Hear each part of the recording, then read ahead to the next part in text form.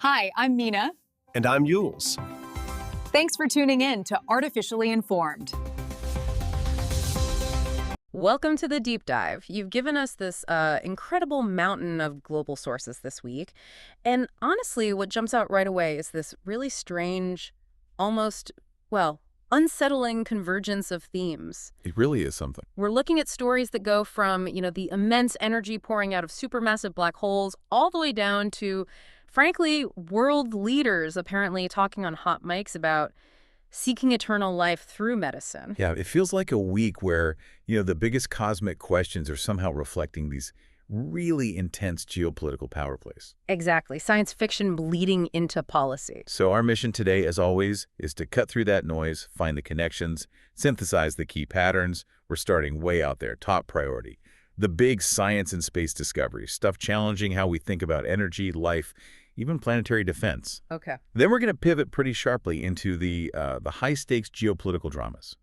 Think the U.S. government shutdown becoming this global thing and how markets are reacting to all this tech race and conflict stuff. It is a huge agenda, and we are planning to get into the weeds. We'll be covering the new physics around M87, that supermassive black hole, why the Nobel Prize in Chemistry just went to these materials called MOFs, metal organic frameworks. Right. What exactly was said in that bizarre hot mic moment between Vladimir Putin and Xi Jinping. The really unique financial structure behind OpenAI's massive $100 billion chip deal with AMD Advanced Micro Devices. That deal is fascinating. Poland's very tricky position in the Nord Stream pipeline sabotage investigation. And yeah, how that U.S. government gridlock, which is still going on, is actually warping how investors behave worldwide. We've really tried to pull together the crucial context, the sort of mechanics behind these stories, and really the so what for you. Why does this matter? Giving you that deep background so you can connect the dots yourself, between astrophysics and, well, stock prices. Exactly. So let's dive in. Hashtags I. Science, space, and the search for life. Okay, let's start right at the edge. Astrophysics. You flagged some really mind-bending research about supermassive black holes, specifically M87, which, people might remember as one of the first black holes we actually got a picture of. That image from the Event Horizon Telescope collaboration was a landmark. Absolutely. But it was really just the start. Right. Now researchers are using these incredibly powerful computer simulations, specifically a tool called FPIC, which stands for Fully Kinetic Particle in Cell. They're using it to model what's happening right around M87 to figure out how it launches those enormous jets. Those particle jets that blast out for thousands of light years, right? Yeah. Shaping the whole galaxy. Precisely. And the standard explanation for decades has been the Blandford-Znajek mechanism. Okay, term of art there. What's the gist? The gist is the black hole itself is spinning incredibly fast, and as it spins, it drags the magnetic field lines in the surrounding plasma along with it, twisting them up like a giant dynamo. That converts the black hole's rotational energy into electromagnetic energy, powering the jets. So a steady, powerful generator effect. That was the thinking, the primary engine. But these new FPIC simulations, they're showing something else is critical, working right alongside Blandford-Znajek. It's called magnetic reconnection. Okay, magnetic reconnection. That sounds different, not steady. Not at all. Think of magnetic field lines getting stretched, twisted under immense pressure until they suddenly violently snap. Snap? Yeah, and then they instantly reconnect into a new, lower energy configuration. That difference in energy gets released in a massive burst, like a solar flare, but on an absolutely unimaginable scale, right near the black hole. Ooh, so it's not just a steady spin, it's also these huge, violent bursts adding power. Exactly. The simulations suggest Blandford-Znajek provides the baseline power, the steady flow, but magnetic reconnection is like a series of colossal cosmic electrical storms, adding these really significant explosive kicks of energy that help launch and accelerate the particles in those jets. So the environment around the black hole is way more chaotic and active than we thought. Much more. It's not just a smooth generator. It's this turbulent plasma soup where fundamental forces are constantly ripping apart and reconfiguring. It suggests, a much more complex way that energy gets released on these cosmic scales. That search for complexity, for active dynamics, it kind of leads us right into the search for life itself, doesn't it? We're hitting the 30th anniversary of finding the first exoplanet around a sun-like star, 51 Pegasi b. An amazing milestone. And think about it. From one confirmed planet then to over 6,000 confirmed exoplanets now. Incredible progress. But the focus is totally shifted now. The last 30 years were about, do they exist? Let's count them. Basic discovery. Okay. The next 30 years, it's all about characterization. Moving beyond just finding dots of light to actually understanding what's in their atmospheres, assessing if they could possibly be habitable. And the big one, looking for biosignatures. Biosignatures, the chemical fingerprints of life. Exactly. Using amazing tools like the James Webb Space Telescope, or JWST, to sniff out those telltale signs on worlds light years away. And speaking of JWST, it's turned its gaze much closer to home, to Venus. And the results are apparently making scientists rethink our neighbor. Yeah, this is fascinating. JWST made these observations, and they got a helping hand from a separate discovery, finding a brown dwarf nearby. A brown dwarf? Like a failed star? How did that help? It provided crucial calibration data. Brown dwarfs have relatively simple atmospheres, so observing it allowed the scientists to perfectly tune JWST's instruments to then get remarkably clear spectroscopic data from Venus's atmosphere. Okay, so better data from Venus. What did they find? Indications, and it's still tentative, mind you, indications that the upper atmosphere, the cooler cloud layers, might contain organic molecules. Organic molecules on Venus. But Venus is supposed to be this, hellscape, runaway greenhouse, lead-melting temperatures on the surface. That's the surface, yes. Inhospitable doesn't even begin to cover it.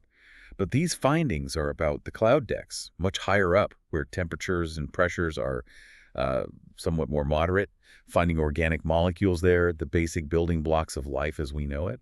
Well, it challenges that long-held view of Venus as totally dead. So could life be hiding in the clouds? Or is it just weird chemistry? That's the million-dollar question, isn't it? It forces us to ask, is there a niche for life up there? Yeah. Or are these molecules just the result of some non-biological atmospheric chemistry we don't fully understand yet? It just opens the door a tiny crack. Potential habitability right next door. It's pretty wild. Absolutely wild. Okay, let's come back into the solar system, but still thinking about space objects. Asteroids.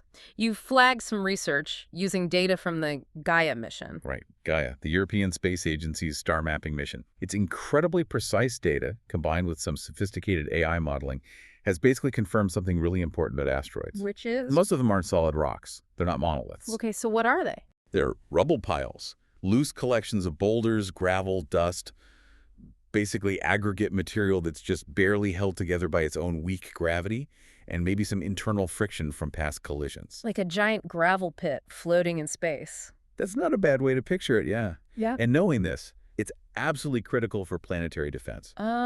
Because if we ever need to nudge one out of the way. Exactly.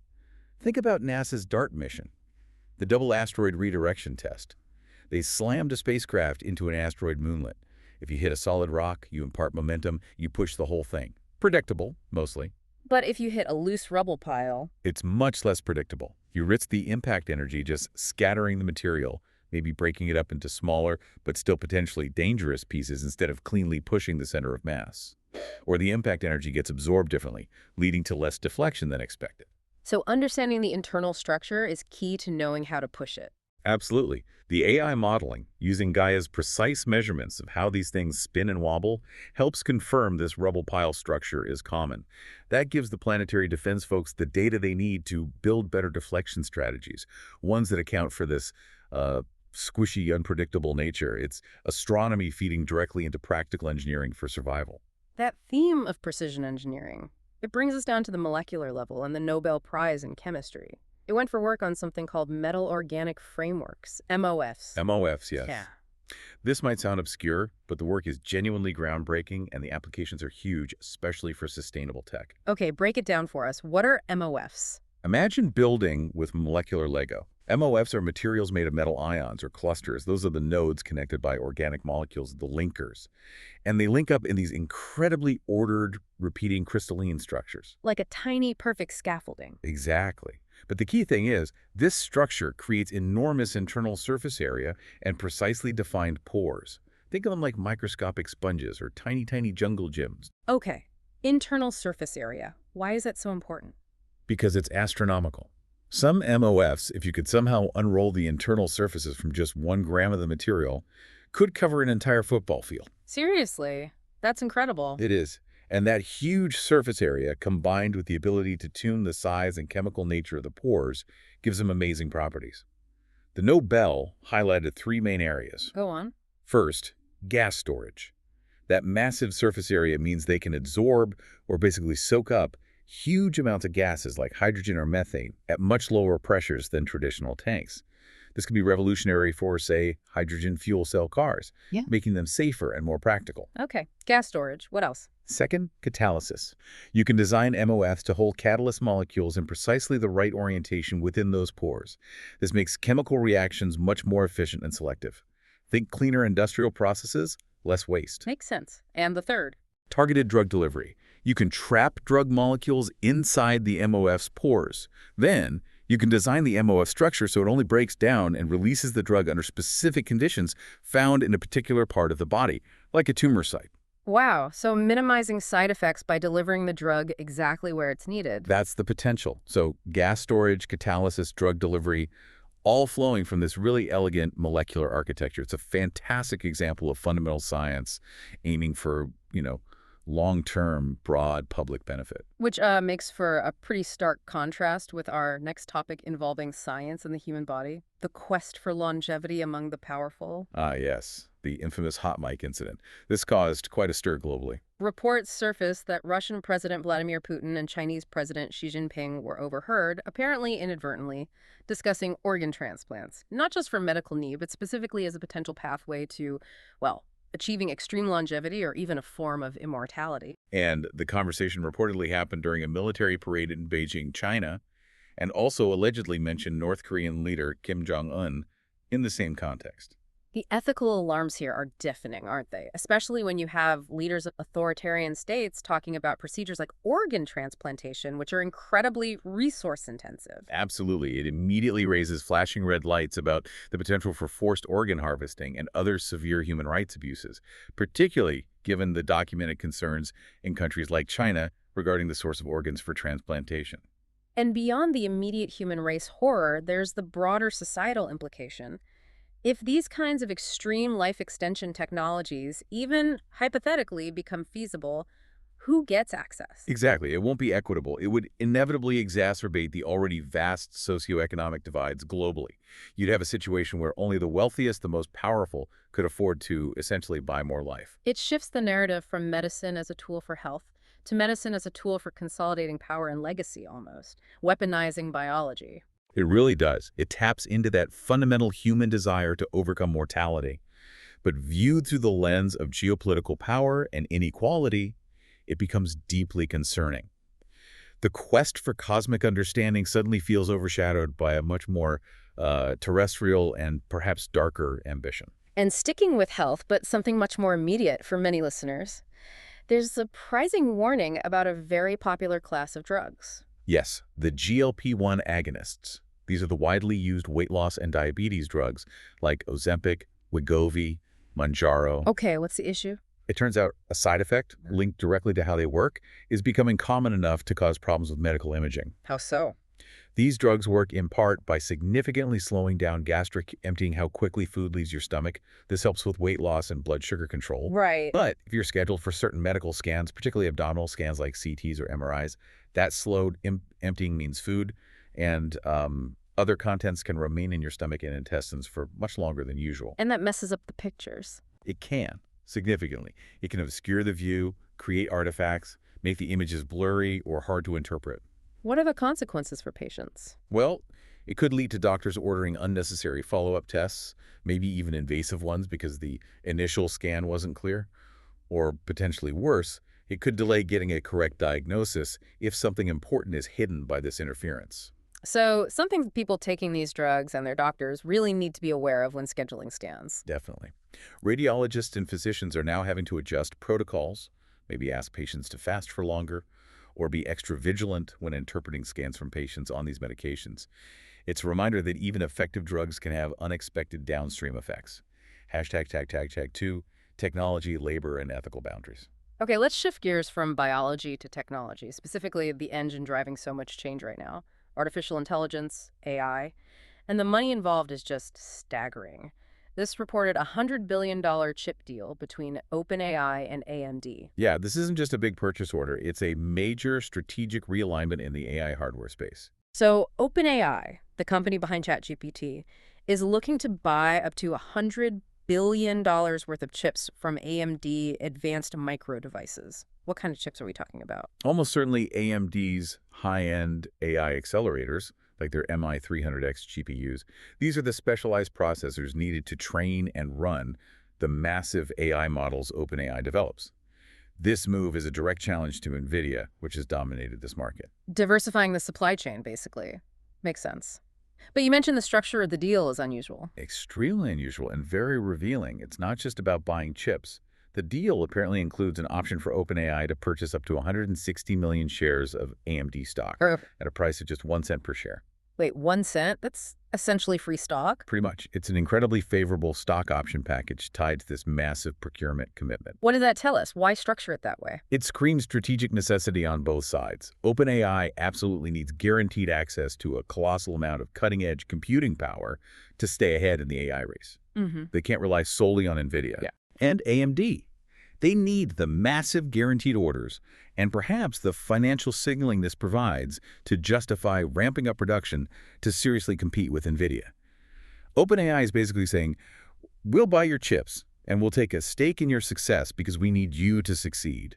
So OpenAI is underwriting its own future supply chain, almost like vertical integration through finance. That's a great way to put it. It highlights just how fundamental, how existential access to raw computing power is in the AI game right now. It's the bottleneck, the strategic high ground. But while these tech giants are making these multi-billion-dollar chess moves, there's growing anxiety about the impact on actual human workers. You pointed us to a recent report from Senator Bernie Sanders' committee. Yes, this report paints a stark picture. Focused on the future of work in the U.S., it warns that AI and automation could potentially threaten, or at least significantly disrupt, nearly 100 million jobs in the United States over the next decade. 100 million jobs. It's a huge number. Is it just manufacturing or low-skill work? No, and that's the key takeaway. The report argues the disruption will be widespread, hitting white-collar professions, service industries, healthcare, pretty much across the board. Did they give specific examples? They did, and some of the percentages are quite shocking, though we need to be careful about how we interpret them, replacement versus augmentation.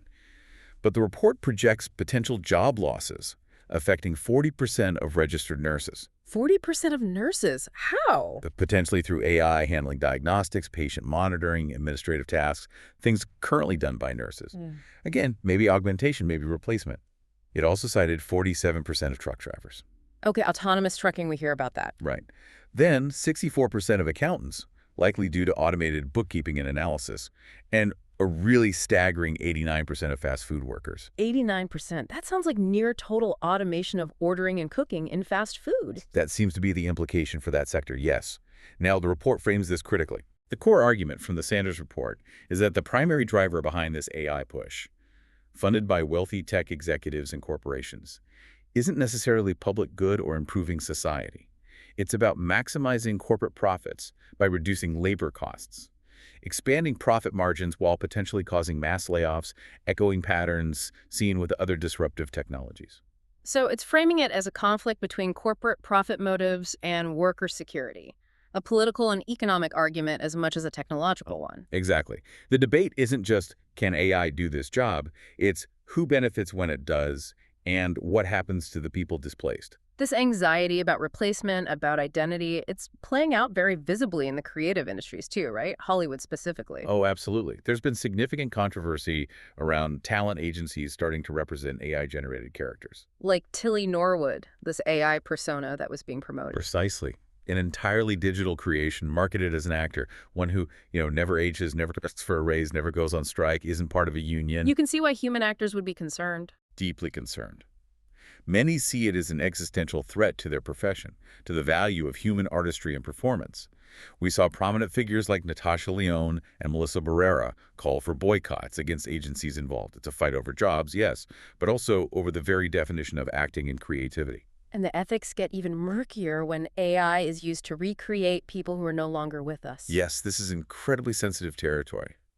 Zelda Williams, the daughter of the late actor Robin Williams, spoke out very forcefully about this. What did she say? She expressed profound distress at seeing AI used to generate her father's voice and likeness, calling the practice personally disturbing and ethically questionable. You can understand that completely. It raises fundamental questions. Without clear regulations, are we opening the door to a new kind of exploitation? A sort of digital grave robbing, where the image, voice, and essence of deceased individuals can be used, perhaps for commercial gain, without their consent or their family's blessing. It feels deeply invasive. Definitely a space needing urgent ethical guidelines and probably regulation. Now, shifting from digital identity to the movement of actual people, there's a significant development regarding tech talent and U.S. immigration policy. Right, specifically concerning the H-1B visa program, which many tech companies rely on to hire highly skilled foreign workers. What's the proposed change? The Trump administration has put forward a proposal for a dramatic increase in the H-1B application fee, raising it to $100,000 per application. Wow, $100,000 just for the application. For application, yes. Critics immediately jumped on this, labeling it a talent tariff. You can see why. What's the likely impact of such a steep fee? It would hit smaller companies and startups extremely hard. They often operate on much tighter budgets than the tech giants and rely heavily on H-1B visas to bring in specialized talent they can't find domestically. A $100 K fee per hire could be prohibitive for them. So it favors the big players who can afford it. It does. And the broader risk, strategically for the U.S., is twofold. First, you might see top global talent in critical fields like AI research or semiconductor design, which we just discussed, is vital choosing to go to other countries with more welcoming or affordable immigration pathways. Driving talent away. Potentially, yes. And second, it could erode the U.S.'s long-standing reputation as the world's leading magnet for innovation and talent. If it becomes too difficult or expensive to bring the best minds here, that could have serious long-term consequences for economic growth and technological leadership. Okay, let's pivot now into the complex world of global geopolitics. Starting in Europe, where the fallout from the Nord Stream pipeline sabotage continues to ripple.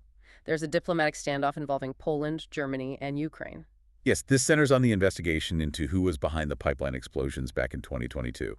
Germany is seeking the extradition of Ukrainian suspect, identified as Volodymyr Z, who they believe is linked to the sabotage operation. But Poland is refusing to extradite him. That's right. Polish Prime Minister Donald Tusk has stated very clearly that extraditing this individual to Germany is currently against Poland's national interest. Why? What's Poland's rationale here?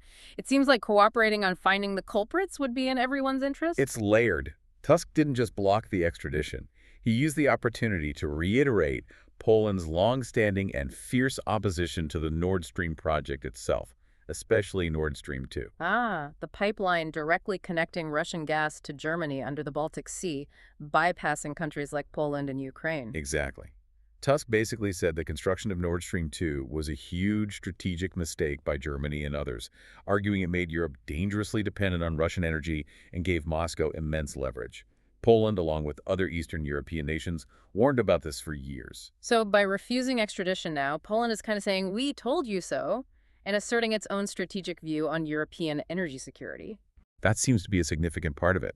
It highlights those deep historical and strategic divisions within the EU about how to deal with Russia and energy policy.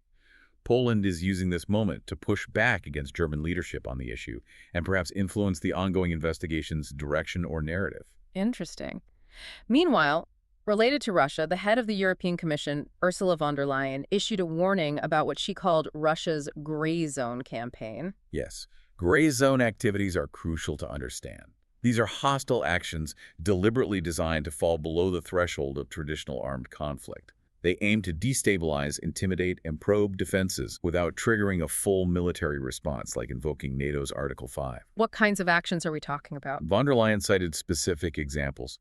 Repeated violations of national airspace, particularly by drones flying near critical infrastructure like power plants or pipelines in several EU countries. She mentioned Belgium, Denmark, Germany, Poland, Romania specifically. Also, intensified cyber attacks targeting government systems and essential services. So constant harassment and intelligence gathering, essentially. What's the proposed response?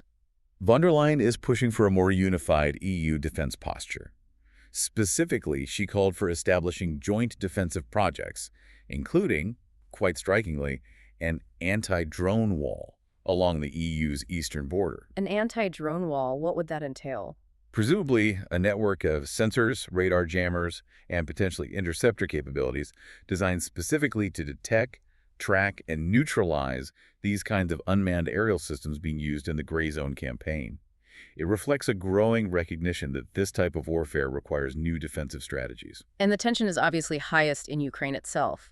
There was a significant suggestion from a senior Ukrainian official about potentially receiving new weapon systems from the U.S. That's right. The official suggested the U.S. might be considering lifting its restrictions on supplying Ukraine with long-range Tomahawk cruise missiles. Tomahawks, those are serious long-range precision strike weapons. What would be the goal of providing those now?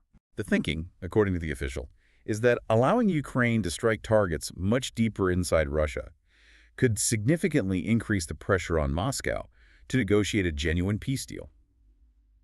It's raising the stakes, essentially. How did Russia react to that possibility?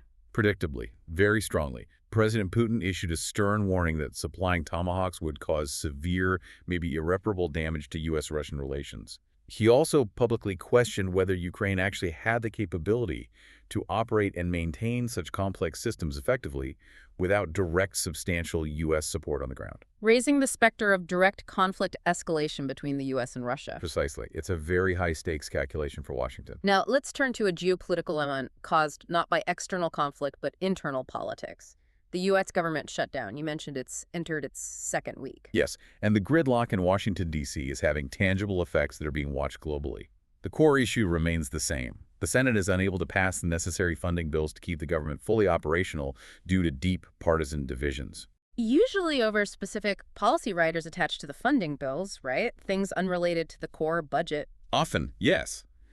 Factions in Congress use these must-pass funding bills as leverage to try and force through controversial policy changes on things like border security, environmental regulations, or social issues. When neither side backs down, you get a shutdown. And what have been the real-world impacts this time that are getting noticed? One of the most immediate and alarming was the disruption to air travel. A significant number of air traffic controllers, who are essential federal employees but aren't getting paid during a shutdown, reportedly called in sick. The blue flu. Exactly. And this led to staffing shortages, causing significant flight delays and raising safety concerns at major airports like Denver International in Colorado, Newark Liberty in New Jersey, and Hollywood Burbank in California. That kind of disruption signals instability. And there was also confusion about back pay for furloughed workers. Yes, adding to the sense of administrative chaos. Initial statements from the Trump administration were unclear, even suggesting at one point that furloughed workers might not receive back pay this time, which would be a major break from precedent. But they corrected that. They did send out notices later, confirming back pay would eventually be provided once the shutdown ends. But the initial conflicting messages just amplified the perception of dysfunction and unreliability in the U.S. political system, which international observers and markets definitely notice. Okay, let's shift focus to the Middle East. We're marking a grim anniversary in the Gaza conflict. Yes, the second anniversary of the latest major escalation. Reports highlight the devastating human toll, with casualty figures cited as exceeding 67,000 Palestinians over the two-year period. Amidst this, are there any diplomatic efforts underway? There are ongoing talks, though progress seems very slow and difficult.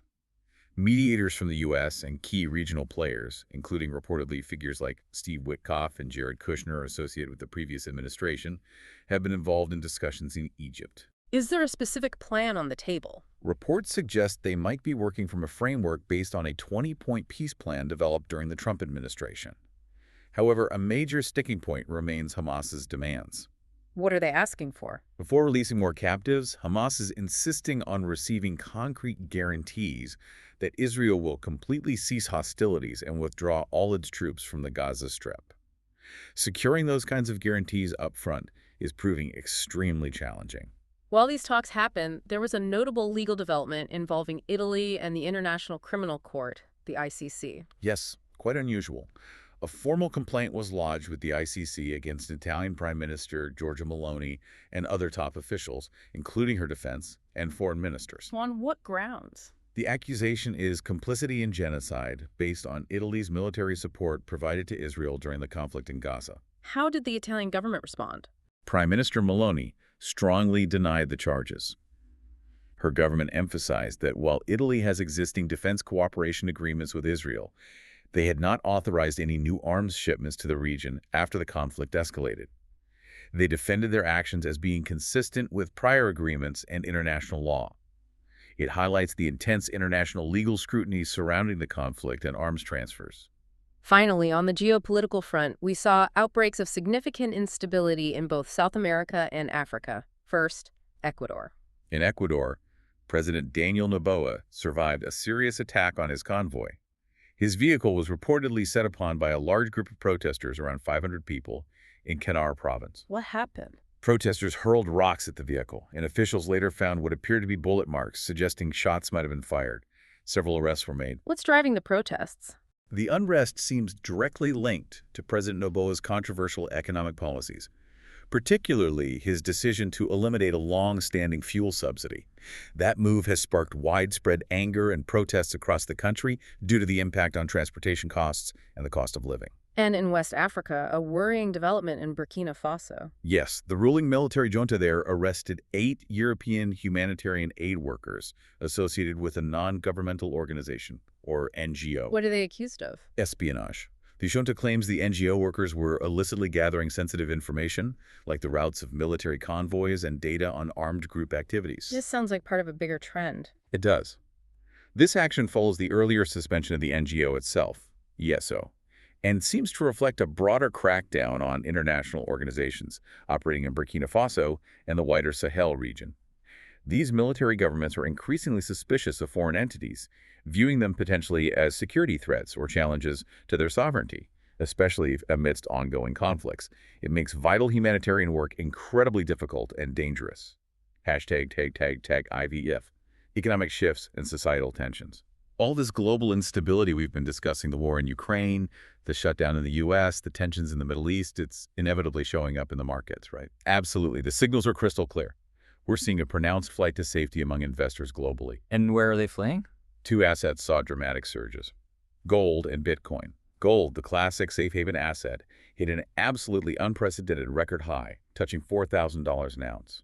$4,000, wow. And Bitcoin too? Yes, Bitcoin also experienced a significant surge, acting as that sort of modern, decentralized digital alternative for storing value outside the traditional financial system. What does it mean that both surged so strongly at the same time? It signals a deep-seated lack of confidence. Lack of confidence in political stability, particularly out of the U.S. given the shutdown drama, and lack of confidence in traditional government-backed currencies and assets when geopolitical risk is this high. Investors are looking for stores of value they perceive as being insulated from governmental chaos or inflationary policies. And this uncertainty isn't just abstract market moves, it's hitting businesses on the ground. Very much so. We're seeing reports of a significant uptick in business insolvencies, especially hitting small and medium-sized enterprises, or SMEs. What's causing that still pandemic after effects? It's a mix of factors: persistent inflation driving up costs, ongoing supply chain issues in some sectors, rising interest rates making debt more expensive, and shifts in consumer spending patterns. SMEs often have thinner margins and less cushion to absorb these kinds of pressures. And you mentioned another, perhaps surprising, factor contributing to closures. Yeah, a demographic one. There's a growing issue with succession planning, particularly for smaller family-owned businesses. Many owners are reaching retirement age, but the next generation isn't always willing or able to take over the business. So viable businesses are closing simply because there's no one to run them. In some cases, yes. It's adding to the overall rate of business closures alongside the purely economic pressures. And we can see the impact of that economic pressure directly in what people are buying, or rather, not buying. Exactly. Look at Conagra Brands, a huge food company. They own brands like Slim Jim, Duncan Hines, David's Sunflower Seeds, lots of snacks and pantry staples. Right. What did they report? A noticeable slump in sales for their snack products specifically. Why snacks? Because snacks are often seen as discretionary purchases. When household budgets get tight due to inflation or economic uncertainty, people prioritize the absolute essentials, basic groceries for meals at home, and cut back on the impulse buys, the treats, the convenient snacks. So Conagra's snack sales are like a canary in the coal mine for consumer spending habits. It's a pretty good indicator, yeah. It shows that consumers are actively making choices to conserve cash, focusing on value and necessity over indulgence. Before we move off finance, there was a huge story out of the UK involving car loans. Yes, the UK car finance scandal. This has been brewing for a while, but the scale of the redress is becoming clear. What was the issue? It mainly revolves around allegations of mis-selling, specifically involving hidden or undisclosed commissions paid by lenders to car dealers or brokers. The claim is that these commissions incentivize dealers to push customers into finance deals with higher interest rates than they might otherwise have qualified for. So drivers ended up paying more than they should have. That's the allegation affecting potentially millions of car finance agreements over several years. Now, lenders are facing a massive compensation bill, estimated to be around $8.2 billion in total. And individual drivers could get payouts? Yes. Reports suggest affected drivers could potentially receive compensation payments of up to £700 each, depending on their specific circumstances. It's a major regulatory intervention aimed at correcting what's seen as systemic exploitation in that market. Okay, shifting from finance to broader societal trends, we're seeing pushback against the digital world, aren't we? You flagged something called the Reconnect movement. Yeah, this is interesting. It seems to be a grassroots phenomenon popping up, particularly on U.S. college campuses. What are students doing? They're actively seeking out and participating in initiatives designed to reduce screen time and foster more face-to-face interaction. Things like group painting sessions, organized hikes, book clubs, community discussions, often with explicit rules about keeping phones put away. So a conscious effort to unplug. Why? It seems to be a direct response to growing awareness and concern about the negative impacts of constant social media use and screen time on mental health, particularly anxiety levels and feelings of isolation. They're choosing to prioritize real-world connection and activities that don't involve a screen. While that's a voluntary movement in the U.S., Denmark is considering taking a much stronger legislative approach. Yes. Danish Prime Minister Mette Frederiksen has proposed actually banning minors under the age of 15 from using several major social media platforms altogether. A full ban for under 15s? That's quite drastic. What's her reasoning? She put it very bluntly, saying mobile phones and social media are stealing our children's childhood. The proposal cites statistics showing that the vast majority, 94% of Danish children under 13, already have social media profiles, and that kids aged 9 to 14 are spending on average around 3 hours per day on platforms like TikTok and YouTube. 3 hours a day. So the government is essentially arguing that the potential harms to development, mental health, and social skills are significant enough to warrant state intervention to protect minors. It raises huge questions about parental rights versus state protection and the role of government in regulating digital spaces for children. And maybe feeding into some of this anxiety or reflecting it is the public's relationship with traditional information sources, that Gallup poll on media trust. Yeah, the numbers are pretty stark. Trust in mainstream media outlets in the U.S. has hit a historic low, according to this recent Gallup poll. How low? Only 28% of Americans surveyed expressed a great deal or even a fair amount of trust in mass media newspapers, TV, radio. Less than a third. Is it uniform across the board? No, there's a huge partisan divide, which is also worsening. Trust among Republicans is incredibly low, down to just 11%. Among Democrats, it's higher at 58%, but even that figure has dropped significantly in recent years. What does that erosion of trust signify? It points towards a fundamental challenge for, a functioning democracy. If there's no broadly shared trust in common sources of information, it becomes incredibly difficult to have reasoned public debate, to hold leaders accountable, or even agree on basic facts. It fosters polarization and makes society more vulnerable to misinformation. Okay, finally, let's look at a couple of cases related to legal accountability and societal norms. First, a significant development in France regarding consent law. Yes.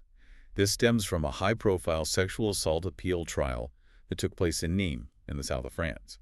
What made this case particularly impactful was the courage of the victim, Giselle Pellicot. What did she do? She chose to waive her right to anonymity, allowing her name and story to be public.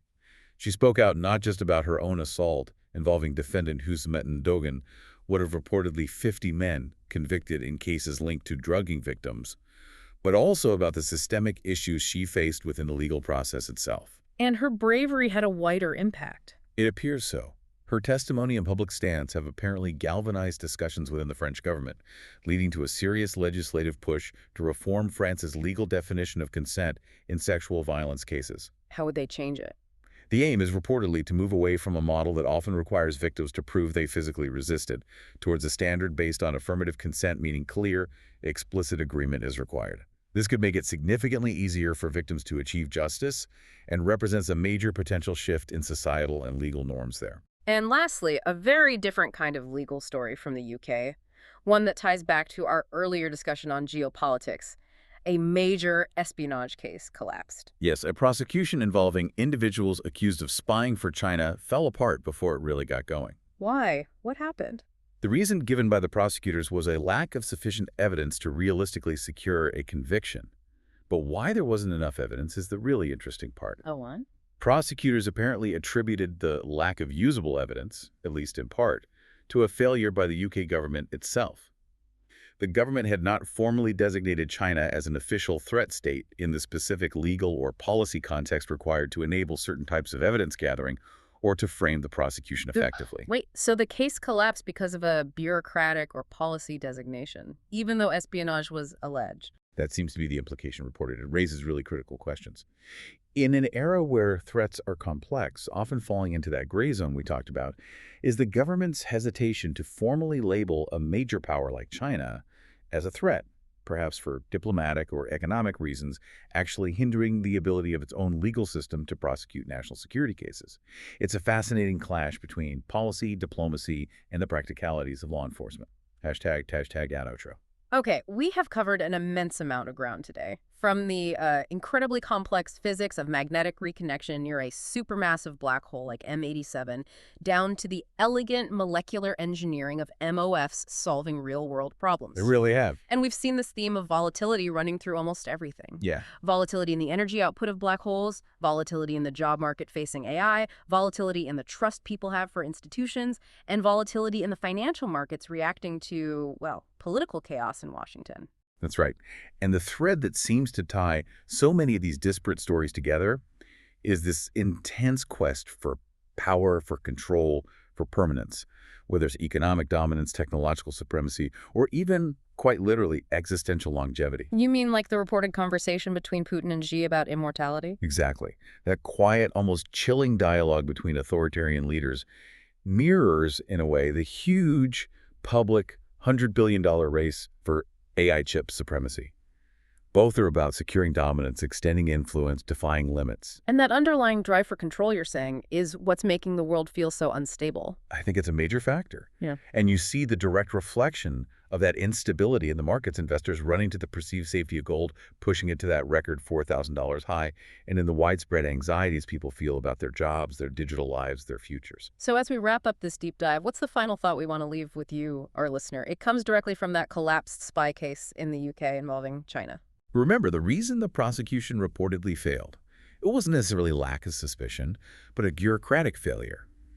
The government hadn't formally designated China as a threat in the required manner. So here's the question. In this age we live in, an age of hybrid warfare, of those gray zone tactics, of intense but often undeclared geopolitical competition, is that kind of bureaucratic precision, that failure to formally name a threat, actually a necessary shield, a tool of careful diplomacy? Or is it a catastrophic vulnerability, a blind spot created by semantics that allows genuine threats to operate more freely, to slip through the cracks, simply because we haven't put the right official label on them? Think about that. What other systems, what other threats are we currently failing to name properly, and what risks are we overlooking as a direct result of that failure to designate? You're enjoying Artificially Informed. Hit subscribe and share it with a friend. From the left, the right, and straight from the algorithm. Thank you. That's it for today's Artificially Informed. Nope. Thanks for spending your time with us. Yeah. Stay sharp, stay curious. See you next time.